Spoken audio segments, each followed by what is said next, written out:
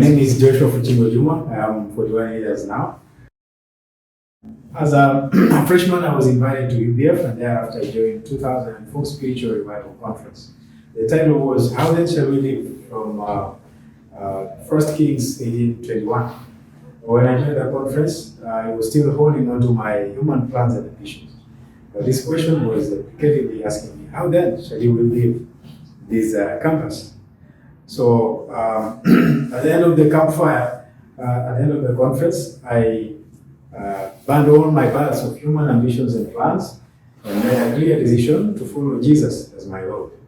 During my life as a campus student, I struggled a lot with my pride and human ambitions and tried to run away from Jesus many times. But God helped me through John 21:15. I preached on this passage more than 6 times. And when I wasn't preaching, I was leading the skit and playing Peter's role until I could cry out like Peter and deeply accepted John 21:15 in my heart. I could eventually confess my love to Jesus by accepting to feed his sheep as a campus shepherd. As a young sheep, I used to think my shepherd was such an idle man who used to stay at the center only waiting for me to come from my busy academic schedule and then stress me more with testimony writing and Bible studies. So I thought I was doing him such a great favor whenever I came for Bible study. But my sheep taught me the reality of shepherding.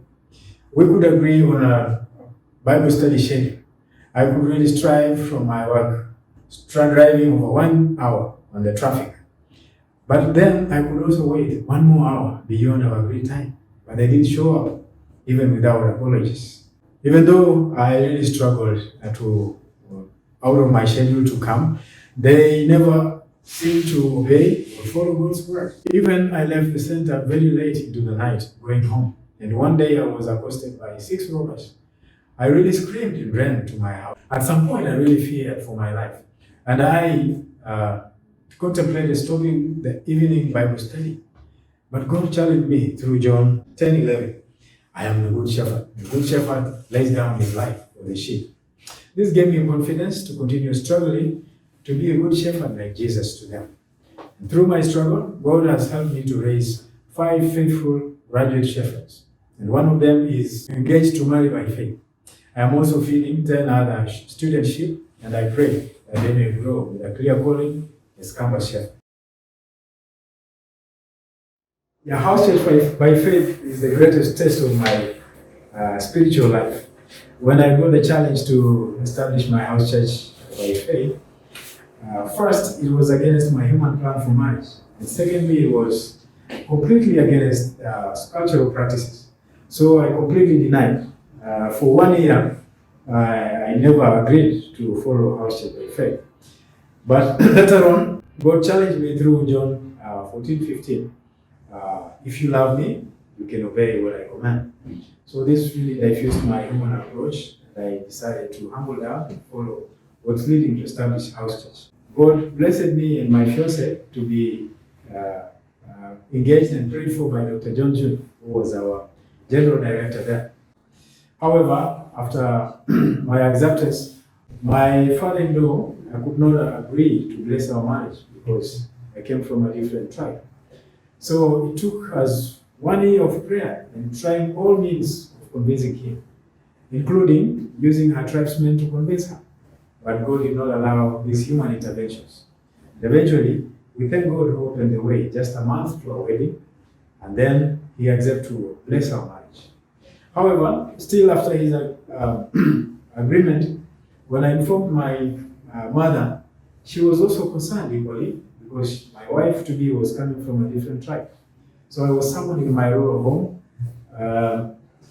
and I found my mother together with my elder brothers. They took me through a whole day of serious grieving. And at the end, they advised me to just marry the traditional way. That means I just stay with her until when she was assessed and proven to be qualified is when I would commit to her through a wedding. But I thank God who gave me confidence to defy this kind of advice. And I declared that that amounted to doing guesswork with my marriage. And God does not do guesswork. So I insisted that I was not following my own plan. It was only God's plan. And I had full confidence in her, in God for her. So with this determination, they gave up on me and they allowed me to go ahead with our marriage. And God blessed our marriage.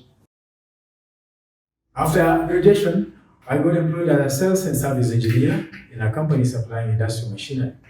I worked there for 3 years, and thereafter I joined Total Oil Company in Kenya as a territory manager.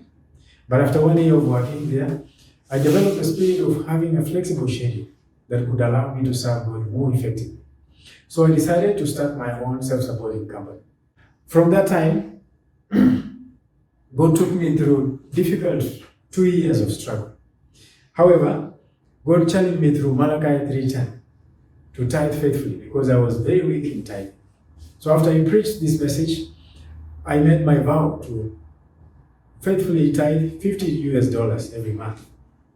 Even though I didn't have a business background from home, and even my training was engineering, I lacked the basic skills to run a successful company.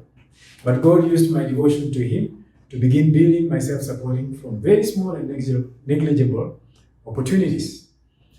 And God trained me to trust in Him. Even some point, my customers didn't pay, and I wrote very harsh mails to them. I made threatening calls. I even visited them physically to have them pay. But all my human effort did not bear fruit. I completely gave up and prayed to God to intervene in this time. I even switched off my phone completely to focus on my message as a messenger and focus even on meditating on God's word.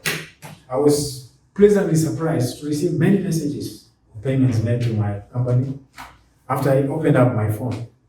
Through this, God was training me to trust Him fully and to obey Him. God has raised this company to have 5 employees now. And my prayer is that God can continue to grow it so that it may provide jobs to our struggling members in the future. In our mission, we have 3 senior shepherd house churches and 3 mission house churches. In total, we have 11 of them. I pray that God may help me through working with the missionaries and our senior leaders. We may double our ministry by 2030.